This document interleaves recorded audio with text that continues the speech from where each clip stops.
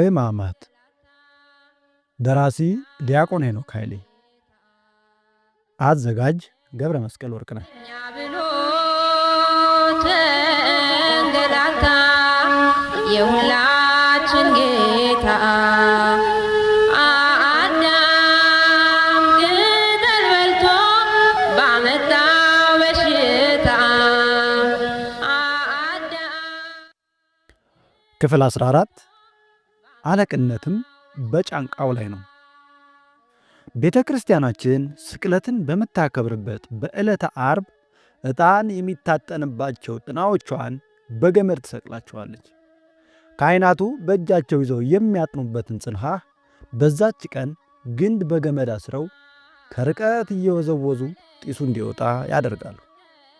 ይህንን የሚያደርጉት ራሱን ስለ ሁላችን ኃጢአት የተወደደ ዕጣን አድርጎ ለአባቱ ያሳረገው መዓዛው ያማረ ዕጣን መድኃኔ ዓለም ክርስቶስ በዛች ዕለት በሮማውያን ወታደሮች ከኋላና ከፊት በገመድ ታስሮ እየተጎተተ ሲንገላታ ከፊት ያለው ሲስበው በፊቱ ሲወድቅ፣ ወደ ኋላ ያለው ሲስበው ደግሞ ወደ ኋላ ሲወድቅ የዋለበት ዕለት ስለሆነ ነው። ለነገሩ የካህናት አለቃ ኢየሱስ ክርስቶስ በተሰቃየባት በዛች ዕለት ምን ክህነት አለን ብለን ያጥናሉ? ሊቀ ቅዳሴያን በሞተባት ዕለትስ ምን አይነት ቅዳሴ ሊቀደስ ይችላል? ስለዚህ እየተወዘወዘ ከጥላው የሚወጣው ጢስ በበጎ መዓዛ ክፉ ሽታን እንደሚያርቅ የሁላችንን የኃጢአት ሽታ ለማራቅ የተንገላታውን ጌታ እያሰቡ ቀሳውስት ከሚያራራ ዜማ ጋር ኦ ተጥመ ሞተ በሥጋ ሞትን የቀመስከው ሆይ እያሉ ማዕጠንቱን ይወዘውዛሉ። ጌታችን እንዲሰቀል ተፈርዶበት ከጲላጦስ ግቢ እያዳፉ ሲያወጡት ከኋላና ከፊት አስረው እየጎተቱ እየወደቀና እየተነሳ 28 ደረጃዎችን መውጣትና መውረድ ነበረበት። ንግሥት እሌኒ ጌታችን በኪደተ እግሩ የቀደሳቸውን እነዚህን ከእንጨት የተሠሩ ደረጃዎች አንስታ በመሃል ሮም ቅዱሱ ደረጃ ቤተ መቅደስ አሰርታ 28ቱን ደረጃዎች በመትከል ምዕመናን እስከ ዛሬ ድረስ ተንበርክከው እየጸለዩ እየተሳለሙ ይወጡባቸዋል። ከዛ በኋላ እስከ ጎልጎታ ጫፍ ድረስ ያለው መንገድ የተጓዘው ለ3 ሰዓታት ያህል ነው። አሁን በሚታወቀው እንኳን ብንሄድ ከጲላጦስ ቤት እስከ ቀራንዮ ያለው ስፍራ እጅግ በጣም ቀስ ብሎ ለሚሄድ ሰው እንኳን 1 ሰዓት ሊወስድበት አይችልም። በአጠቃላይም ኢየሩሳሌምን ከየትኛውም በሮቿ ተነስተን ወደ ሌላው ጫፍ ብንሄድ 1 ሰዓት ሊወስድብን አይችልም። ይህንን አጭር መንገድ ግን ጌታችን በዕለተ ዓርብ ያለማቋረጥ 3 ሰዓታት ያህል ፈጅቶበታል። ይህም የተሸከመውን መስቀል ክብደት ብቻ ሳይሆን በሚሄድበትን ጎዳና ላይ የደረሰበትን ድብደባ፣ መጎተት፣ መውደቅ፣ መነሳት የሚያሳይ ነው። ሮማውያን ወታደሮች በጦር ሜዳ ጭካኔ ጌታችንን ከበው እየደበደቡ ሲወድቅ በወደቀበት እየረገጡ እስከ ቀራንዮ ድረስ አድርሰውታል። ጌታችን መድኃኒታችን ኢየሱስ ክርስቶስ ተራራውን የወጣው የርብራብ የሚሆን እንጨት ተሸክሞ ከአባቱ ጋር እየተጫወተ እንደወጣው እንደ ይስሐቅ አልነበረም። እጅግ ከባድ የሆነውን መስቀል በቆሰለ ትከሻው ላይ ተሸክሞ እየወደቀ እየተነሳ ወደ ቀራንዮ ተጉዟል። 38 ዓመት የተኛውን ሰው አልጋን ተሸከም ባለው ጊዜ በሰንበት አልጋን ልትሸከም አይገባህም ያሉት ሕግ ጠባቂዎቹ አይሁድ ከሰንበትም አልፎ በፋሲካ በዓል ጌታችንን መስቀል አሸክመው በመሄዳቸው ሕገ እግዚአብሔርን ለገዛ ፍላጎታቸው መፈጸሚያ ብቻ እንደሚጠቀሙበት አሳይተዋል። ትርጓሜ ወንጌል ግዕዝ በግዕዝ ብራና ዘመርጦ ለማርያም እንደሚያትትልን እነርሱ ለክፋት ያሸከሙት መስቀል ግን ለእኛ ለክርስቲያኖች ጌታችን እንደ ድል አድራጊ ንጉሥ የተሸከመው የድል ምልክት ሰንደቅ ዓላማ ሆነ። ሕዝብና አሕዛብን የገዛበት የአለቅነቱ በትረ ሥልጣን መስቀሉን በጫንቃው ተሸክሞ መውጣቱም አለቅነትም በጫንቃው ላይ ነው። ስሙም ድንቅ መካር፣ ኃያል አምላክ፣ የዘላለም አባት፣ የሰላም አለቃ ተብሎ ይጠራል ተብሎ በነቢዩ ኢሳይያስ የተናገረለት ትንቢት መፈጸሙን የሚያሳይ ነው። ትንቢተ ኢሳይያስ ምዕራፍ 9 ቁጥር 6 ላይ እንደሚናገረው ቅዱስ ቄርሎስ ዘአሌክሳንድሪያ እንደተረጎመልን መስቀሉ የጌታችን የድል አድራጊነቱ ምልክት በመሆኑ ምክንያት ቤተ ክርስቲያናችን በካህናቱ እጅ በቤተ መቅደሱ ጉልላት በምዕመናን ሰውነት ላይ እንደ ማኅተም በማድረግ የመድኃኔ ዓለምን የመስቀሉን ምልክት ኃይል ትሰብካለች። ማሕሌታዊው ቅዱስ ያሬድ እንደተናገረው መስቀሉ በሰውነታችን ተሸክመን እስከ መዞር የደረስነው የተሰቀለ ጌታችን በድል አድራጊነት ተሸክሞት የወጣው የክርስቲያኖች ሰንደቅ ዓላማ የመስቀሉ ምልክት ስለሆነ ነው። የተሰቀለበትን መስቀልና ምልክቱን ማክበርም የተሰቀለውን መድኃኔ ዓለም ከማክበር የሚመነጭ ነውና መስቀሉ በመድኃኒታችን ደም የተቀደሰ መሆኑን እያሰብን ከነቢዩ ዳዊት ጋር የጌታችን እግሮች በሚቆሙበት ስፍራ እንሰግዳለን ብሎ በመዝሙር 131 ቁጥር 7 እንደዘመረልን አብረን እንደዘመርን ለማስታወስ እንገደዳለን። ጌታችን መስቀሉን ተሸክሞ የሄደበት ፍኖተ መስቀል ዛሬ ከመላው ዓለም የሚሄዱ ጎብኚዎች መስቀል ተሸክመው እየጸለዩ የሚሳለሟቸው 14 ምዕራፎች ያሉት ሲሆን እነዚህም በጲላጦስ የተፈረደበት ስፍራ፣ መስቀሉን ያሸከሙበት ስፍራ፣ ለመጀመሪያ ጊዜ የወደቀበት፣ ከእናቱ ጋር የተገናኘበት፣ የቀሬናው ስምዖን መስቀሉን የተሸከመበት፣ አንዲት ሴት ፊቱን በማበሻ ጨርቅ የጠረገችበት፣ ለሁለተኛ ጊዜ የወደቀበት፣ የኢየሩሳሌምና የገሊላ ሴቶች ያለቀሱበት፣ ለሦስተኛ ጊዜ የወደቀበት፣ ልብሱን የገፈፉበት፣ ከመስቀሉ ጋር የተቸነከረበት፣ በተተከለው መስቀል ላይ የሞተበት፣ ቅዱስ ሥጋው ከመስቀሉ ወርዶ በእናቱ ደረት የተደገፈበትና የተገነዘበት፣ በመቃብር ያሳረፉበት እነዚህ ምዕራፎች ናቸው። ከእነዚህ 14 ምዕራፎች ውስጥ ሦስቱ ጌታችን ከግርፋቱ ጽናትና ድካም የተነሳ መስቀሉን ይዞ የወደቀባቸው ሲሆን የቀሩት ምዕራፎቹ አንዳንዶቹ በመጽሐፍ ቅዱስ የተመዘገቡ፣ ጥቂቶቹ ደግሞ በትውፊትና በታሪክ የሚታወቁ ክስተቶች ናቸው። ሁሉንም ምዕራፎች እንደ ርዕሰ ጉዳያቸውና እንደ አስፈላጊነታቸው በየቦታቸው እንመለከታቸዋለን። የአሌክሳንድሮስና የሩፊኖስ አባት ቅዱስ ጎርጎርዮስ ዘእንዚናዙ በፋሲካ ትምህርቱ ላይ ከሌሎች ጋር ከመደሰት ይልቅ ከክርስቶስ ጋር መከራን መቀበል ይሻላል፣ አንተም ስምዖን ቀሬናዊ ከሆንክ አሁኑኑ መስቀሉን ያዝና ክርስቶስን ተከተለው እያለ ይነግረናል። በእርግጥም የክርስትና ትርጉም እኔን ለመከተል የሚወድ ቢኖር ራሱን ይካድ መስቀሉንም ተሸክሞ ይከተለኝ የሚለውን አምላካዊ ጥሪ መቀበል ነውና በማቴዎስ ወንጌል ምዕራፍ 16 ቁጥር 24 እንደተጠቀሰው በዚህ ጥሪ ላይ መስቀል የተባለው ቃል በቃል ዕፀ መስቀሉን ስለመሸከም ሳይሆን መከራን ስለመታገስ ቢሆንም የቀሬናው ስምዖን ግን ይህንን ቃል ወደ ትርጉሙ መግባት ሳያስፈልገው ራሱን መስቀሉን ተሸክሞ ጌታችንን የተከተለ ሰው ነው። ስምዖን የመጣው ከቀሬና ነበር። በቀሬናም በኩል ባሉት በሊቢያ ወረዳዎች የሚለው ቃል እንደሚያስረዳን ቀሬና በሰሜን አፍሪካ በዛሬዋ ሊቢያ አካባቢ የምትገኝ ስፍራ ናት። በሐዋርያት ሥራ ምዕራፍ 6 ቁጥር 9 ላይ እንደሚነግረን በዚህች ቀሬና በተባለች ስፍራ ብዙ አይሁዳውያንና ከአሕዛብ ወደ ይሁዲነት የገቡ ሰዎች የሚኖሩባት ሲሆን የነፃ ወጪዎች ምኩራብ የምትባል የራሳቸው ምኩራብ ያለቻቸው ማኅበረሰቦች ነበሩ። በሐዋርያት ሥራ ምዕራፍ 2 ቁጥር 10 ላይ እንደሚነግረን ስምዖንም ከቀሬና ወደ ኢየሩሳሌም የፋሲካን በዓል ለማክበር ከመጡ ብዙ ሰዎች አንዱ ነበር። ጌታችን እጅግ ከባዱን መስቀል ተሸክሞ ወደ ቀራኔው ኮረብታ በሚጓዝበት ወቅት መንገድ ኃላፊው ስምዖን በዛ መንገድ እያለፈ ነበር። በማርቆስ ወንጌል ምዕራፍ 14 ቁጥር 21 እንደተጠቀሰው ጌታችን ከመስቀሉ ክብደትና ከሰውነቱ መቁሰል ከድካሙን ብዛት የተነሳ መስቀሉን ተሸክሞ በተደጋጋሚ ሲወድቅ ያዩት ወታደሮችና ሊቃነ ካህናት ስጋት ውስጥ ወድቀው ነበር። የሰጉት ለጌታችን ድኅነት በማሰብ ሳይሆን የተፈረደበትን የመስቀል ላይ ሞት ተቀብሎ ሳይዋረድ እንዳይሞትባቸው ከማሰብ ሳንገድለው እንዳይሞት እንደማለት ያለ ስጋት ነበር። የወታደሮች አለቃ ከጭፍሮቹ አንዱን ጠርቶ መስቀሉን እንዲሸከም ማድረግ ቢችልም መስቀል መሸከም ግን የስቅላት ቅጣት አንዱ አካል በመሆኑ አላደረገውም። ከአይሁድ መካከል በጥላቻና የካህናት አለቆችን በመፍራት ጌታችንን ሊያግዘው ፈቃደኛ የሚሆን ሰው የለም። በዚህ ሁኔታ ላይ ነው እንግዲህ ለጉዳዩ እንግዳ የሆነው የቀሬናው ስምዖን በዛ ሲያልፍ የወታደሮቹ አለቃ ዓይን ውስጥ የገባው። ሮማውያን በግዛታቸው ውስጥ ያለን ማንኛውንም ሰው የማዘዝ ሥልጣን ስለነበራቸው ይህንን የቀሬና ሰው ጠርተው መስቀሉን እንዲሸከም አስገደዱት።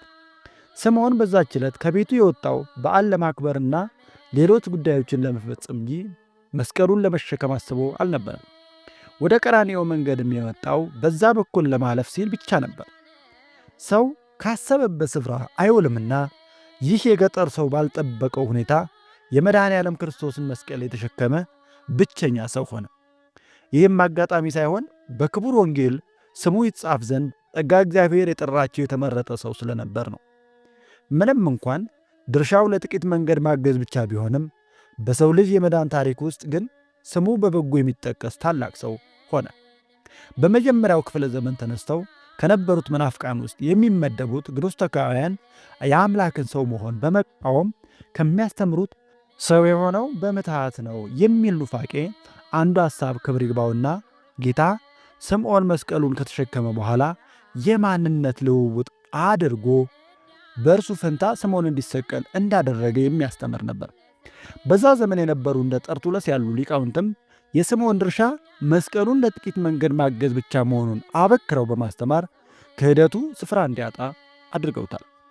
በእርግጥም ይህ ቀሬናዊ ምንኛ የታደለ ሰው ነው! የክርስቶስ ወዝና ደሙ የተንጠባጠበበት ወይም ያረፈበትን ቅዱስ መስቀል እንደ ንግሥት እሌኒ ደመራ አስደምሮ ሳይቆፍር በዕለቱ በእጆቹ ለመዳሰስ የበቃ ሰው ነው። ከ13ቱ ምዕራፎች አንዱን ምዕራፍ ጌታችንን በመከራ ወቅት ያገዘና እናንተ ደካሞች ሸክማቸው የከበደ ወደ እኔ ኑ እኔም አሳርፋቸዋለሁ ያለውን ጌታ ሸክም ተቀብሎ ለማቅለል የታደለ ሰው፣ የመስቀሉን ክብደት በትከሻው የመዘንና ጌታ ምን ያህል እንደከበደው ከማንም ሰው በላይ ተግባራዊ ምስክር ሊሆን የቻለው ስምዖን ቀሬናዊ ምንኛ ዕድለኛ ሰው ነው! የዮና ልጅ ስምዖን ጌታውን አላውቀውም ብሎ በሸሸበት ዕለት የቀሬናው ስምዖን መስቀሉን መሸከሙ ምንኛ መታደሉ ነው! ለመጀመሪያዋ ቤተ ክርስቲያን ምዕመናንና ለሐዋርያትም ጭምር ስለ ጌታችን መስቀል ክብደት ስፋትና ርዝመት ለመናገር የሚችል ብቸኛው የነገረ መስቀል ሊቅ ስምዖን ምንኛ የታደለ ነው! ስምዖን የመጣው ከአሕዛብ ሀገር ከምድረ አፍሪካ መሆኑ ደግሞ ሊቃውንት ያስተዋሉት ሌላው ቁም ነገር ነበር። በነጮች የበላይነት የሚሰቃዩና ብዙ በደል የደረሰባቸው አፍሪካውያንና ትውልድ አፍሪካውያን የስምዖን ቀሬናዊውን ከሰሜን አፍሪካ መምጣት በኩራት የሚጠቅሱ ሲሆን መጽሐፍ ቅዱስን ሊያስተምሯቸው የመኮሩ ቅኝ ገዢዎቻቸውንም ጌታ ሲሰቀል እናንተ የት ነበራችሁ? እኛ አፍሪካውያን ግን መስቀሉን ተሸክመናል በማለት ያሳቀቁ እንደነበር ይነገራል። በወንጌል የእርሱ ወደ ሆነው መጣ፣ የገዛ ወገኖቹ ግን አልተቀበሉትም ተብሎ እንደተጻፈ እስራኤላውያን መሲሁን መስቀል አሸክመው ሲረግጡት ከአሕዛብ ሀገር የመጣው ስምዖን ግን መስቀሉን ለመሸከም ክብር በቃ። ዮሐንስ ወንጌል ምዕራፍ 1 ቁጥር 11 ላይ እንደተጠቀሰው ቅዱስ ኤፍሬም ሶርያዊ እንዲህ ሲል ይናገራል። በረከቶችን ሁሉ ይዞ የመጣውን ክርስቶስን በቅናታቸውን አንቀበልም ብለው በረከታቸውን ወደ አሕዛብ ወርውረዋልና መስቀሉን የመሸከምን ዕድል ለአሕዛብ አሳልፈው መስጠት ይገባቸዋል ሲል ይተነትንልናል። ጌታችን ከጲላጦስ ግቢ ተፈርዶበት እንደወጣ መስቀሉን አሸክመውት ነበር ይለናል ቅዱስ ዮሐንስ አፈወርቅ በድርሳኑ ላይ። ስምዖን አንዲት ምዕራፍ ያህል ካገዘው በኋላ ዳግመኛ ጌታችን ተሸክሞ እስከ ቀራንዮ ድረስ ወጥቷል። በዚህም መሠረት ስምዖን የተሸከመው አንድ ምዕራፍ ሲሆን ጌታችን የተሸከመው 7 ምዕራፎችን ያህል ነው። በሕይወታችን የቱንም ያህል መከራ ሊደርስብን ይችላል። እኛ የምንሸከመው መከራ ግን ጌታችን ስለ እኛ ከተቀበለው መከራ አንጻር ሲታይ መጠኑ 1/8 ያህል ነው። ስለ ጌታችን ሕማም እያሰበ መከራን ታግሶ በጾም በጸሎትና በስግደት ይኖር የነበረው ታላቁ መነኩሴ አባ ጳቁሚስ በአንድ ወቅት እየጸለየና እየሰገደ ሳለ ጌታችን ተገልጦለት ነበር። አባ ጳቁሚስም ከመድኃኔ ዓለም ፊት በግንባሩ ተደፍቶ እየሰገደ ጌታዬ ሆይ አንተን ብዬ ወይም አንተን ብዬ የምሆነውን አየህልኝን ብሎ ጠየቀው። ጌታችንም እኔ አንተን ብዬ የሆንሁትን ብታውቅ ኑሮ ይህንን ባላልክ ነበር ብሎ መልሶለታል። ክርስቲያናዊ ሕይወት መከራን የመታገስ ሕይወት ነው። ጌታችን መስቀሉን ከተሸከመ በኋላ አሳልፈው ለስምዖን እንደሰጠው ለእያንዳንዳችን በሕይወታችን የሚሰጠንና የምንሸከመው አንድ መስቀል አለን። የክርስቶስን መስቀል ተቀብሎ የተሸከመው ስምዖን ከጌታችን መከራ ተቀብለው በእሳት በስለት የተፈታተኑት ወይም የተፈተኑት የመጀመሪያዎቹ ክርስቲያኖች ሰማዕታት ምሳሌ ነው። ከዚያም በኋላ ደግሞ እሳትና ስለት ባይገጥመንም በሕይወት ዘመናችን የረሃብ፣ የደዌ፣ የስደት፣ የራቁትነት፣ የማጣት፣ የፍርሃት የመሳሰለው ሁሉ መስቀል በሕይወታችን ውስጥ ይገጥመናል። ሐዋርያው ለእኛም ይገለጥ ዘንድ ካለው ክብር ጋር ቢመዛዘን የአሁኑ ዘመን ስቃይ ምንም እንዳይደለ አስባለሁ እንዳለው በአጭር ዘመናችን መስቀላችንን ታግሰን ብንሸከም ለዘላለም እረፍት እንበቃለን። በሮሜ መልእክቱ ምዕራፍ 8 ቁጥር 18 ላይ እንደ ስምዖን ታግሰን መሸከምን ከቻልን ስማችን በሰማያዊ መጽሐፍ ይጻፋል። ራእየ ዮሐንስ እለ ሐጸቡ አልባሲሆሙ በደመ በግዑ በበጉ ደም ልብሳቸውን ያጠቡ ካላቸው ከነዚህ ቅዱሳን ጋርም እንደመራለን። ከሽማግሌዎቹም አንዱ መልሶ እነዚህ ነጩን ልብስ የለበሱ እነማን ናቸው? ከወዴትስ መጡ? አላቸው። እኔም ጌታዬ አንተ ታውቃለህ አልሁት። አለኝም ከነዚህ ከታላቁ መከራ የመጡ ናቸው። ልብሳቸውንም አጥበው በበጉ ደም አነጹ። ስለዚህ በእግዚአብሔር ዙፋን ፊት አሉ። ሌሊትና ቀንም በመቅደሱ ያመልኩታል። በዙፋኑም ላይ የተቀመጠው በእነርሱ ላይ ያድርባቸዋል። ከእንግዲህ ወዲህ አይራቡም፣ ከእንግዲህ ወዲህ አይጠሙም። ፀሐይም ትኩሳትም ሁሉ ከቶ አይወርድባቸውም። በዙፋኑ መካከል ያለው በጉ እረኛቸው ይሆናልና ወደ ሕይወት ውሃ ምንጭ ይመራቸዋል። እግዚአብሔርም እንባዎችን ሁሉ ከዓይናቸው ያብሳል ተብሎ በራእየ ዮሐንስ ምዕራፍ 7 ቁጥር 13 ተነግሯል። የቀሬናው ስምዖን በዛች ዕለት መስቀሉን በመሸከሙ ለራሱና ለብዙዎች የቀሬና ሰዎች ወደ ክርስትና መመለስ አንድ ምክንያት ሆነ። ከቀሬና ሰዎችም ከራሳቸው አልፈው ለሌላው የሚሰብኩ ክርስቲያኖች ተገኝተዋል። ለእነርሱ ግን የቆጵሮስና የቀሬና ሰዎች የነበሩት አንዳንዶች ወደ አንጾኪያ መጥተዋል፣ የጌታን የኢየሱስን ወንጌል እየሰበኩ ለግሪክ ሰዎች ተናገሩ ተብሎ በሐዋርያት ሥራ ምዕራፍ 11 ቁጥር 21 እንደተነገረው። በዛች የሥቃይ ሰዓት የጌታችንን መስቀል የተሸከመው ስምዖንም በረከቱ ከራሱ አልፎ ለቤተሰቡ ሁሉ ተርፏል። በዚህም የተነሳ ወንጌላዊው ቅዱስ ማርቆስ ወንጌሉን በሮማይስጥ ሲጽፍ ስምዖንን የጠራው በቀሬና ሰውነቱ ብቻ አልነበረም። በሮማና በክርስቲያኖች ዘንድ ታዋቂ በነበሩት በልጆቹ ስም በአሌክሳንድሮስና ሩፊኖስ አባት ብሎ ጠርቶታል።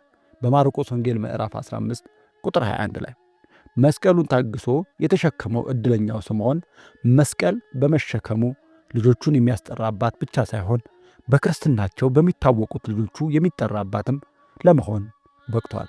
እኛም በክርስትናችን የታወቅንና የምንጠራ እንዲያደርገን መልካም ፈቃድ ይሆንልን። ወስብሐት ለእግዚአብሔር ወለወላዲቱ ድንግል ወለመስቀሉ ክቡር። ይቆያል። አምላክ ዋለ ቀራንዮ ለብሶ ከለሜዳ አዳም ሕግ አፍርሶ በጎተተው ዕዳ አዳም ሕግ አፍርሶ በጎተተው ዕዳ